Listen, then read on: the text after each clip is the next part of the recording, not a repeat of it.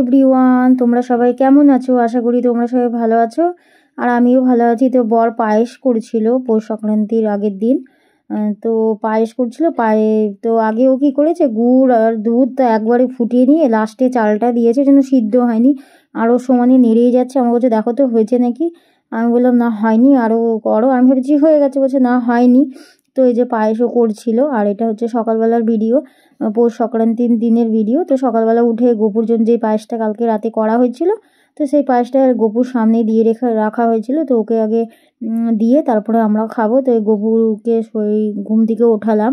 ঘুম থেকে উঠে ওই যা ড্রেসটা পরেছিল ওটাকে ভালো করে টুপি পরিয়ে দিলাম, কারণ এখন ঠান্ডা, তো ঠান্ডা লাগবে, তার জন্য ওকে টুপি পরিয়ে দিয়ে ওকে আগে ওই পায়েসটা দেবো খেতে, তারপরে আমরা খাবো। তো পায়েসটা এমনি ভালোই হয়েছিল, বাট একটু চালটা কাঁচা কাঁচা রয়ে গেছিলো।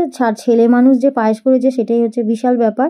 তো এদিকে আমি ওকে খেতে দিয়ে দিচ্ছি, গপুকে খেতে দিয়ে তারপরে আমি চাটা খাবো। তো এদিকে একটা ধূপ আর প্রদীপও জ্বালিয়ে নিচ্ছি সকালবেলা উঠলে। তো আগে গপুকে দিয়ে খেতে মানে ভালো লাগে। আগে মানে আমি যদি আগে খেয়ে নিই, মনে হয় যে আমার গপু সোনাটা না খেয়ে আছে। তো এদিকে গপুকে আগে খেতে দিয়ে তারপরে আমি খাবো। আর এদিকে আগে ওকে ধূপ আর ঘন্টার আওয়াজ আর একটু গান শুনিয়ে নিই ঠাকুরের। তো তারপরে একটু কাঁসর বাজিয়ে নেব। তো একটু কাঁসর বাজিয়ে তারপরে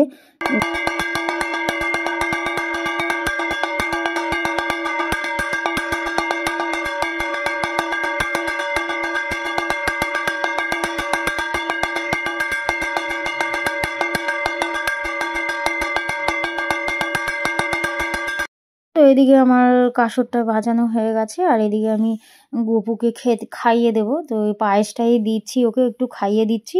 আর ওকে আমি খাইয়েই দিই, যেমন আমার ছেলেকে খাইয়ে দিই, আমি গপুকেও খাইয়েই দিই।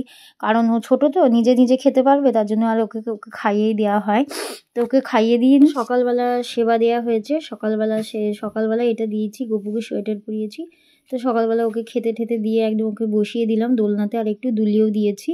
তারপরে একবারে যাবতীয় সব কাজ টাজ করে তারপরে আবার এটা দুপুরবেলা গপুকে সেবা দিয়েছি। তো এই ড্রেসটা পরিয়েছি, দেখেছো আমার গপুকে কি কিউটি লাগছে না দেখতে।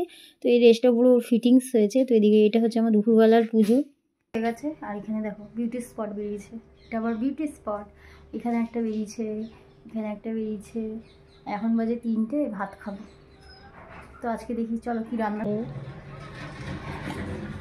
বাঁধাকপির তরকারি, আর হয়েছে উচ্ছে ভাজা, আর হয়েছে পালং শাক দিয়ে ডাল। তো এই ডালটা আজকে করিনি, কালকের ডাল। তো এখন আমরা ভাত খেয়ে নেব। এদিকে দুপুরবেলার খাওয়া দাওয়া 3টের সময় ভাত খেয়ে 3:30 সময় তো এই মুভি দেখছিলাম খাদান, যে দেবের যেই নতুন বইটা রিলিজ করেছে।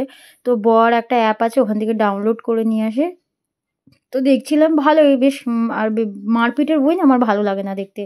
তো মারপিটও আছে, বোঝারও আছে অনেক কিছু। তো বই দেখতে দেখতে আমি একটু কাজও করে নিচ্ছি। তো টাইম পাস করবার, ছেলের যোগা আছে, তো যোগা গেছে বাব্বাটা মিলে, আর আমি বসে বইটাও দেখছি আর আমার নিজের কাজও করছি।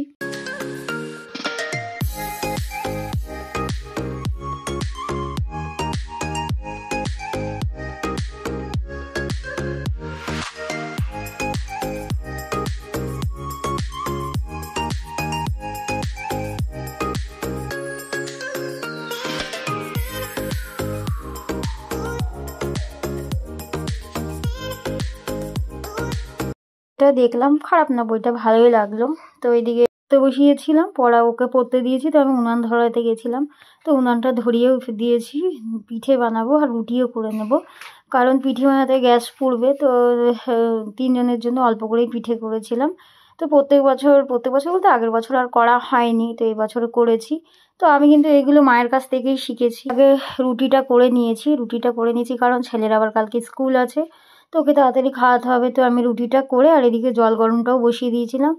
আর এইটা না, অনেকে চাল গুঁড়িটাকে না ওই কড়াইয়ে গরম মানে জল দিয়ে টেলে মানে মেখে নেয় বা টেলে নেয়, যাই করে। আমি আবার ওটা পারি না। তো আমি আবার হাত দিয়ে গরম জল দিয়ে চালের গুঁড়িটাকে মেখে নিচ্ছি, যেমনি আটা মাখি ওরকম করেই মেখে নিচ্ছি। তো এইগুলো কিন্তু আমার মায়ের কাছ থেকে শেখা বলতে, তো আমি যখন ছোটো ছিলাম মাকে দেখতাম এইভাবে করতো। তো আমার মায়ের আবার আমার পছন্দ হতো না, তো মাকে দেখেছি এইভাবে করতে, তো আমিও সেইভাবেই করেছি। করছি, মানে মায়ের বাপের বাড়িতে কখনো এসব করিনি, শ্বশুরবাড়িতে এসেই করছি। তারপর উনান ধরিয়ে উনানের মধ্যে পিঠে করছি। তো পিঠের তার এদিকে খোয়া ক্ষীর দিয়েই করব, কারণ নারকেল কুড়া দিয়ে আমার পিঠে ভাল লাগে না। কিন্তু খেতে খুব ভালো হয়েছিল। আমার ছেলে তো কালকে খায়নি, আজকে খেয়েছে, বলছে মা খুব ভালো হয়েছিল।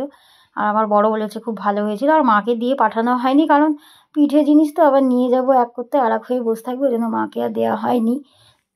তো এদিকে আমি ওটা ভালো করে চালের গুঁড়িটাকে মেখে নিয়ে তো পিঠের শেপ করে নিচ্ছি। আর আমি দুধ পুলি করব আর সিদ্ধ পিঠে করব 4-5টার মতো। তো আমার দুধ পুলি থেকে সিদ্ধ পিঠেটাই বেশি ভালো লেগেছিলো। এদিকে দুধটা বেশি ফুটে যাচ্ছে, ওই জন্য বন্ধ রেখে দিলাম। আর জল গরমটা আমি চাপিয়ে দিচ্ছি। তো এগুলো করেই নিচ্ছি। করতে কিন্তু বেশিক্ষণ লাগেনি, মানে যা তোমার রেডি করতেই যা টাইম, করতে কিন্তু আমার বেশিক্ষণ টাইম লাগেনি। তো এদিকগুলো আমি পুরো প্রত্যেকটা করে নিচ্ছি। আর দুধ পুলি করতে বেশি সময় লাগে না, দুধ গরম হোক, তারপরে দাও, তার মধ্যে পিঠেগুলো দিয়ে দাও, পিঠেগুলো একটু সিদ্ধ হয়ে গেলে গুড় দিয়ে দাও, বাস নামিয়ে নাও, হয়ে গেল পিঠে রেডি, তাই না? তো খেতেও ভালো লাগে। আর শীতকালে তো পিঠে খাবো, আরও অনেক ধরনের পিঠে, পাটিসাপটা আমি আবার করতে পারি না, কারণ আমার উঠতে চায় না তাওয়াতে, আমার তাওয়া ভালো না, তো উঠতে চায় না, ওই জন্য পাটিসাপটাও করি না। দিদাকে দেখতাম ছোটোবেলায় পাটিসাপটা করতে, দারুণ করতো।